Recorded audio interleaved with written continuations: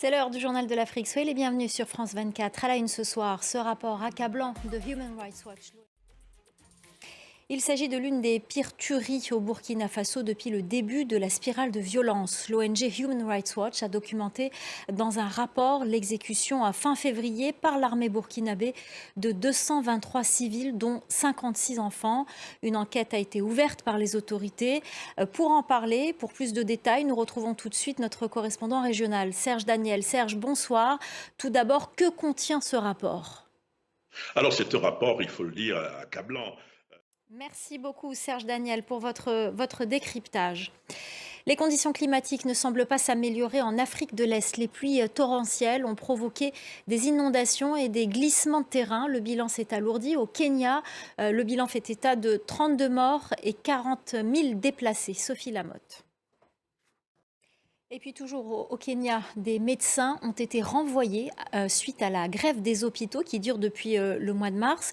Une grève qui a un impact considérable puisque de nombreux services peinent à fonctionner. Bastien Renouille revient sur la situation qui paralyse le système de santé. En 2023, les Tunisiens représentaient la deuxième nationalité à arriver sur les côtes italiennes par bateau. Ils sont également très nombreux à vouloir tenter leur chance de manière légale. Ils passent par des agences pour leur trouver un contrat à l'étranger. Mais vous allez le voir, ces agences sont souvent synonymes d'arnaque. Reportage de Lilia Blaise et Hamdi Tlili.